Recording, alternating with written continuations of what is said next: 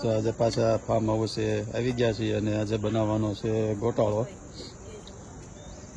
બનાવવા માટે તો પાલક કાપીને તૈયાર કરી દીધું છે, ટમેટાનું ગ્રેવી, આદુ મરચીની પેસ્ટ, ધાણા, ચીઝ અને પનીર બનાવવાની છે. ગોપી બનાવ્યો છે ક્યારે કે પહેલી વાર બનાવ્યો છે? પણ એ ઘણા વર્ષ થઈ ગયા, 2 વર્ષ થઈ ગયા બનાવ્યો એટલે જ કહું છું 2 વર્ષ થઈ ગયા બનાવ્યો.